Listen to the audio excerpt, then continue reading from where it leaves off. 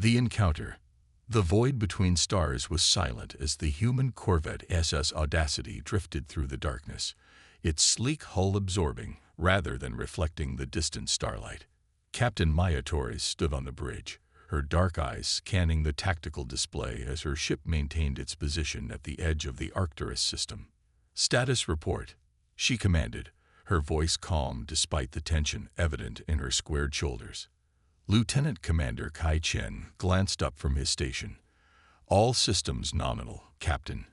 Stealth systems functioning at optimal capacity. The Krethnar fleet hasn't detected us yet." Maya nodded, allowing herself a moment to study the alien armada that had entered the system 3 days ago. 17 vessels of varying sizes, their biomechanical hulls resembling massive predatory creatures from Earth's ancient oceans. The aliens had bypassed the automated warning beacons without response and were now on a direct course for Arcturus IV, humanity's newest colony. "Dr. Elias, what's your assessment?" Maya turned to the lanky physicist who stood slightly apart from the military crew, his fingers dancing over a specialized console. Dr. Soren Elias pushed his glasses up his nose, a nervous habit he'd never managed to overcome even after 5 years working with the Quantum Defense Initiative. "The Krethnar energy signatures align with our intelligence reports. Their weaponry relies on plasma fusion technology, impressive but predictable. Their defensive systems," he paused, double-checking his readings, "are formidable against conventional attacks, but theoretically vulnerable to the Prometheus Protocol." Maya's expression remained neutral, though a small crease formed between her eyebrows. The Prometheus Protocol was the reason the Audacity existed, a theoretical weapons system so revolutionary that Earth's Central Command had classified its very concept beyond top secret. And the Audacity, despite its modest appearance, was humanity's most advanced warship disguised as a scout vessel. "Commander Ortiz," Maya addressed her first officer, "prepare a first contact package. Standard greeting. Open frequencies. Let's see if they respond before we make assumptions." Commander Elena Ortiz nodded sharply. "Preparing transmission, Captain." The bridge fell silent as they waited. The colony on Arcturus IV was home to 50,000 civilians, scientists, engineers, families. They had minimal defensive capabilities, relying instead on the remoteness of their location and the assumption that any advanced species capable of interstellar travel would approach with diplomacy rather than hostility. That assumption was being tested today. "Captain," Chen called out suddenly, "the Krethnar fleet has altered course. They've detected us." Maya straightened. On screen. The main view screen shifted to show the alien armada changing formation, 3 of their mid-sized vessels breaking away to approach the Audacity. Their organic-looking hulls pulsed with bioluminescent patterns that Dr. Elias had theorized might be a form of communication. "They're scanning us," Chen reported. "Our countermeasures are active. They'll detect our hull, life support, minimal weapons systems, and engine capacity, but nothing about our special modifications."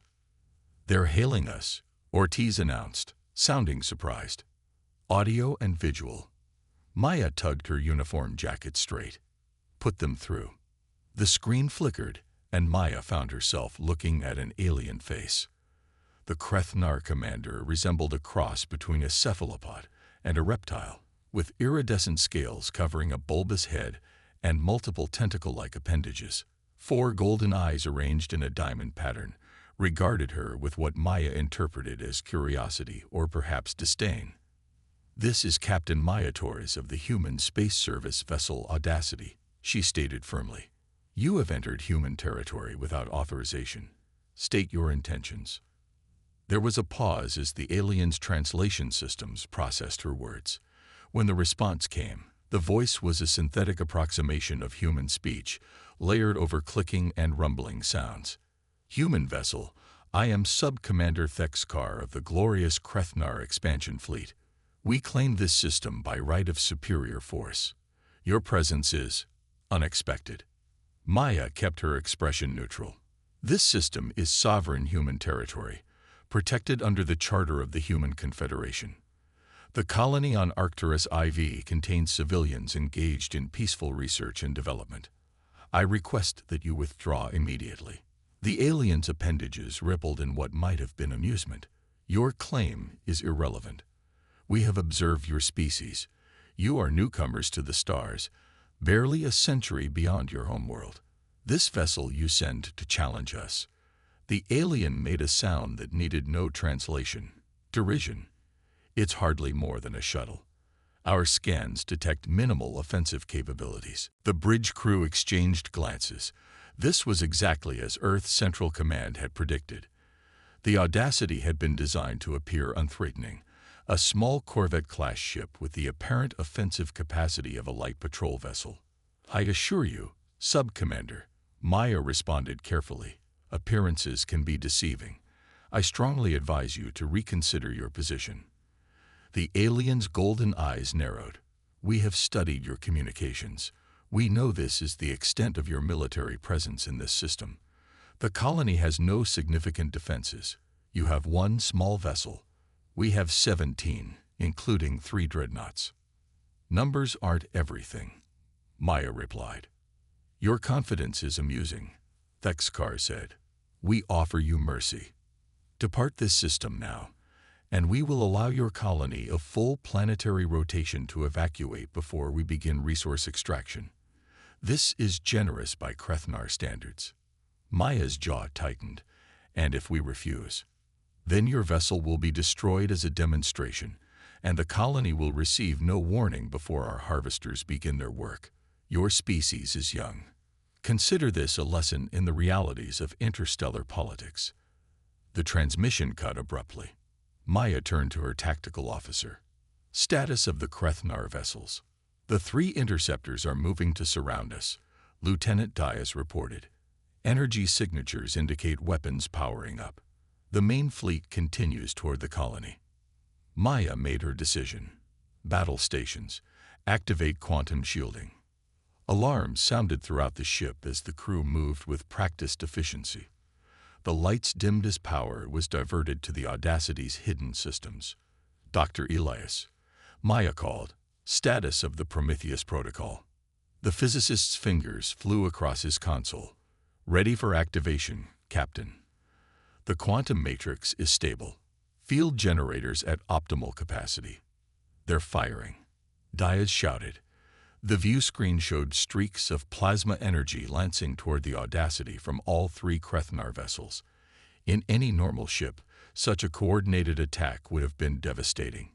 "Shields holding at 98%, Chen reported calmly. "Minimal power fluctuation." On the screen, the alien vessels paused their attack, clearly surprised by the Audacity's survival. "They're scanning us again," Chen added. "More intensive this time." "They're confused," Dr. Elias observed, a hint of satisfaction in his voice. "Their sensors can't reconcile how a ship of this size could withstand that barrage." "They're hailing us again," Ortiz announced. Maya nodded. On screen, Sub-Commander Thexkar appeared, his appendages moving in agitated patterns. "What deception is this? Your vessel's defensive capabilities exceed our intelligence reports." "As I said," Maya replied evenly, "appearances can be deceiving. This is your final warning. Withdraw from this system immediately." The alien's eyes narrowed. "One lucky survival changes nothing. Your ship is surrounded, and our main fleet will reach your colony in less than 6 hours. Whatever prototype defense system you're testing cannot save both." Maya exchanged a glance with Dr. Elias, who nodded almost imperceptibly. "Perhaps a demonstration is in order," Maya said. "Lieutenant Dias, target the lead interceptor. 20% power on the primary system." "Target locked," Dias confirmed. "Prometheus Protocol engaged at 20%. Fire." There was no visible beam, no projectile, nothing that the eye could detect. The Audacity remained perfectly still. For a moment, nothing seemed to happen. Then the lead Krethnar vessel shuddered. Its hull began to distort as though being crushed by an invisible force.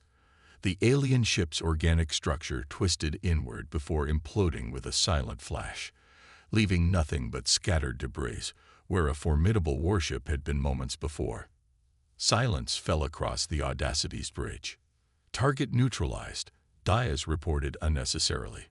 The remaining 2 Krethnar vessels immediately began to pull back, their movements betraying their crew's panic. "They're hailing us again," Ortiz said quietly.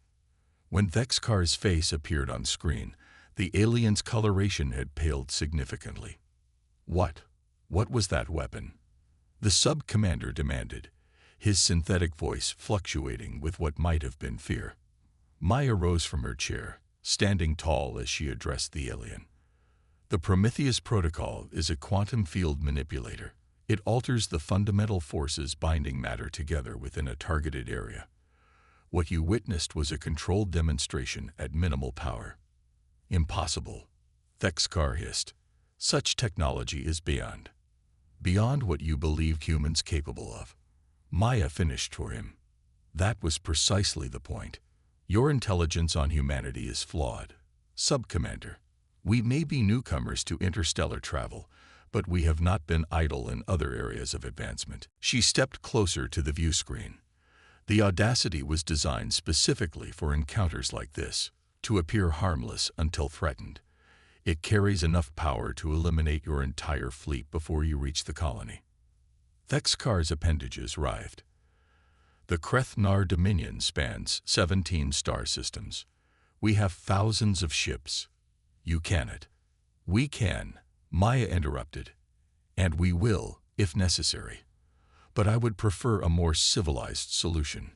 Return to your main fleet. Inform your commander that humanity is not the primitive species you assumed. We are prepared to establish diplomatic relations, but we will not be threatened or bullied." The alien was silent for a long moment. "This changes our assessment. I will convey your message to Supreme Commander Zextol." The transmission ended abruptly. "They're retreating to rejoin their main fleet," Chen confirmed, studying his display. "But the fleet isn't changing course yet." Maya nodded grimly. "They're reassessing, but this isn't over. Dr. Elias, what's the status of the protocol after that demonstration?" "System is stable, Captain," the physicist replied. "We can sustain up to 3 more discharges at that power level before requiring a cooling cycle." "And at full power?" Dr. Elias hesitated.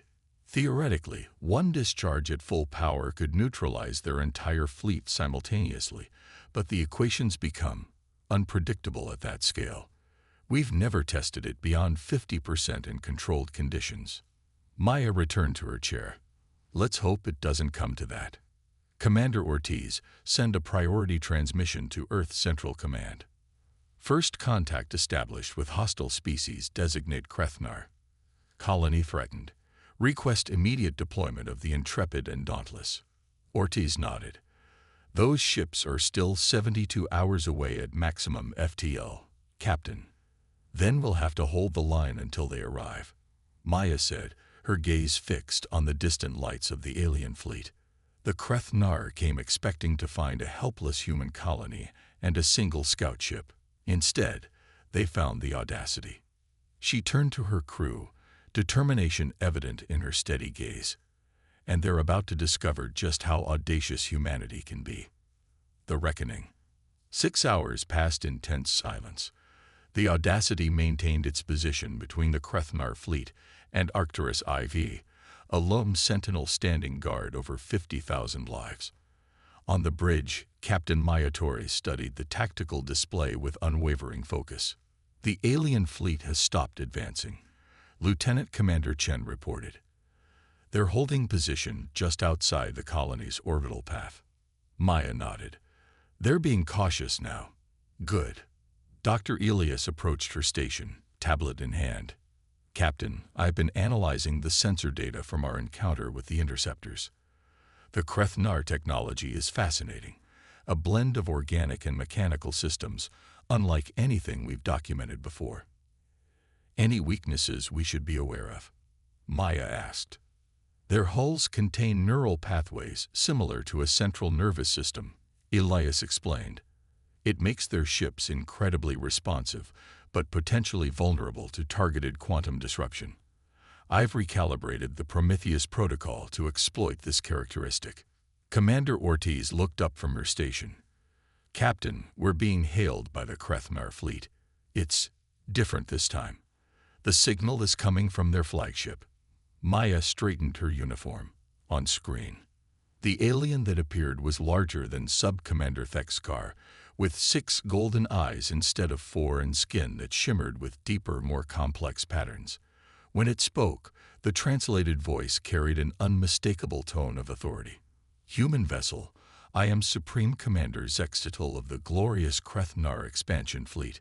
Your unexpected resistance has caused reassessment. Maya inclined her head slightly. Supreme Commander, I am Captain Torres.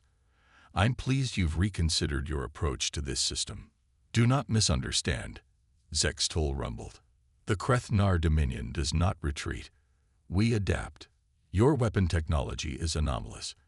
It does not align with your species' development trajectory based on our observations. Your observations were incomplete, Maya replied. Humanity has always excelled at innovation when challenged. The Supreme Commander's appendages moved in complex patterns. We have analyzed the remains of our destroyed vessel. The method of its destruction defies conventional physics. This presents a unique situation. Maya noticed Thexkar hovering in the background, his posture suggesting submission or perhaps fear. Interesting. I propose an alternative arrangement, Zextol continued. You will surrender your vessel and 3 of your crew, your weapons specialist, the designer of this technology, and yourself. In exchange, we will spare your colony and grant humanity protectorate status within the Dominion. Maya's expression didn't change, but her voice cooled noticeably. That's not going to happen. Supreme Commander, humanity doesn't surrender its people or its technology. We are not interested in becoming a protectorate of any alien power. You misunderstand your position, Zextol said, golden eyes narrowing. One vessel, regardless of its capabilities, cannot stand against an entire fleet. Our analysts calculate that your weapon system requires significant power and cooling periods between deployments. We can overwhelm it through simultaneous attacks from multiple vectors. Maya maintained her calm demeanor. Your analysts are making assumptions based on limited data, Commander. A dangerous practice. She gestured to Dr. Elias, who stepped forward reluctantly. Supreme Commander, the physicist said, his voice steady despite his obvious discomfort at being put on the spot. The Prometheus protocol doesn't function according to conventional physics. It operates on quantum principles that allow for exponential scaling with minimal additional energy expenditure. Maya noticed the subtle shifts in the alien commander's posture, the equivalent of confusion or disbelief. What Dr. Elias means, Maya translated, is that our weapon can target 1 ship or 20 with similar efficiency. The demonstration you witnessed was intentionally limited. Zextol's appendages rippled. You attempt deception. Our scans of your vessel indicate power generation capabilities incompatible with such claims. Maya smiled slightly. Your scans only detect what we allow them to detect, Commander. The Audacity was designed specifically to conceal its true capabilities. She turned to her tactical officer. Lieutenant Diaz, deploy the quantum buoys. Deploying, Captain. From concealed compartments along the Audacity's hull, 12 small, unassuming objects launched, quickly arranging themselves in a precise geometric pattern between the human ship and the Krethnar fleet. What is this? Zextol demanded. A more comprehensive demonstration, Maya replied. These quantum buoys create a resonance field that amplifies the Prometheus protocol's effect across a defined area. On her tactical display, Maya could see the alien fleet's formation shifting as they detected the new objects. You test our patience, human, the Supreme Commander growled. We have studied your colony. 50,000 civilians with minimal defenses. Whatever your ship's capabilities, you cannot protect them all if we choose to attack from multiple angles simultaneously. Maya's expression hardened. Before you make that decision, Supreme Commander, there's something you should understand about humans. Throughout our history, we've faced existential threats from our environment, from each other, and now from the stars. Each time, we've adapted and survived. She stood up, facing the alien commander directly. We built the audacity not because we wanted to fight, but because we suspected we might encounter species like yours, those who mistake technological infancy for weakness.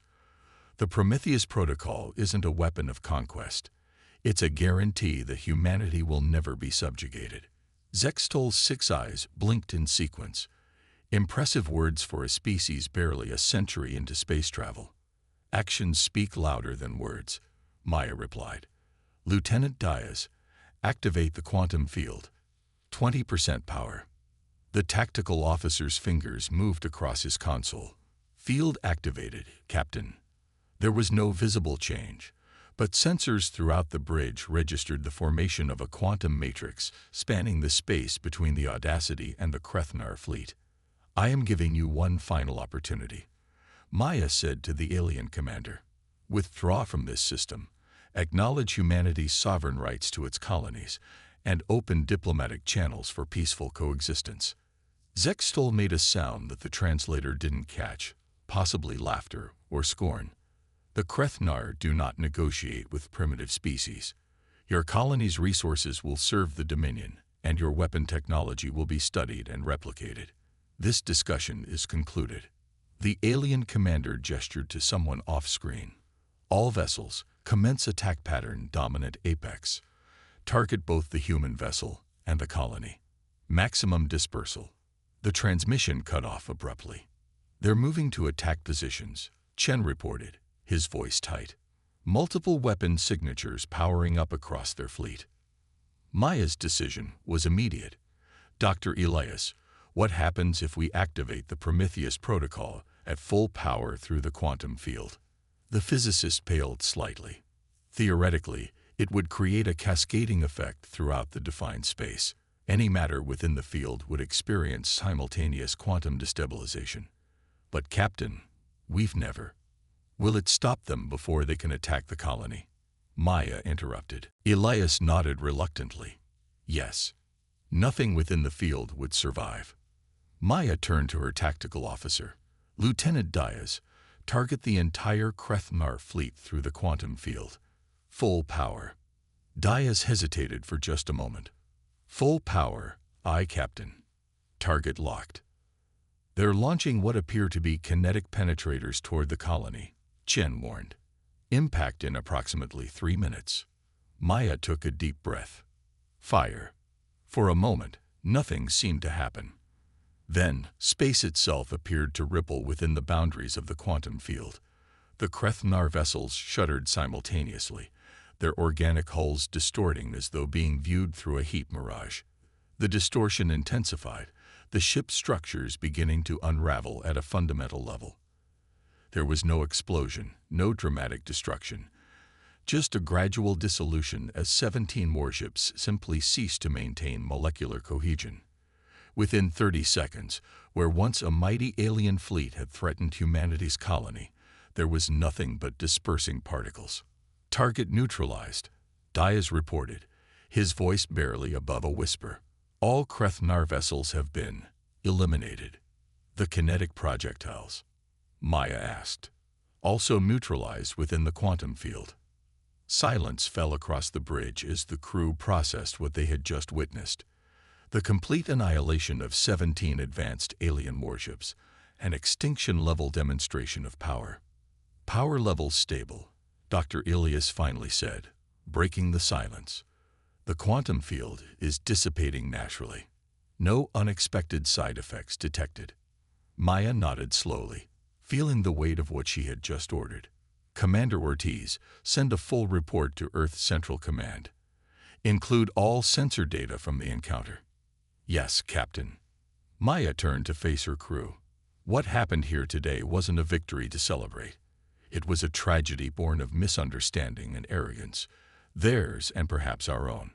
We designed the Audacity as a deterrent, hoping its capabilities would never be needed. She moved to the view screen, now showing only empty space where the alien fleet had been. Send a message to the colony.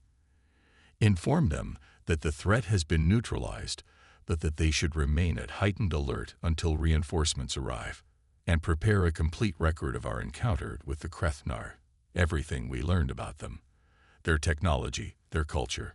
Somewhere out there, they have other fleets, other worlds. Dr. Elias approached hesitantly. Captain, the implications of what the Prometheus Protocol just did, the scientific community will want to study. The Prometheus Protocol remains classified at the highest level, Maya interrupted firmly. What it can do, the power to unravel matter at a quantum level across vast distances, it's too dangerous to be common knowledge, even among our own people. She turned back to the view screen. But you're right about one thing, Doctor. We need to understand the implications. And more importantly, we need to be ready for what comes next. You think there will be repercussions, Chen said. It wasn't a question. The Krethnar Dominion spans 17 systems, according to what they told us, Maya replied. They'll notice when an entire fleet goes missing. They'll investigate.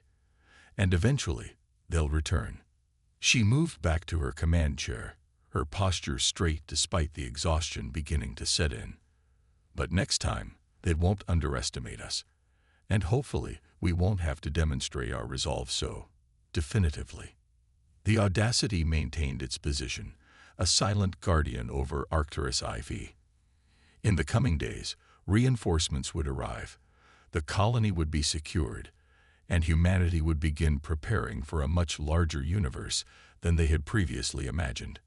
A universe where they were no longer alone, and where the name human now carried both promise and warning. 3 months later, a new Krethnar vessel entered the Arcturus system.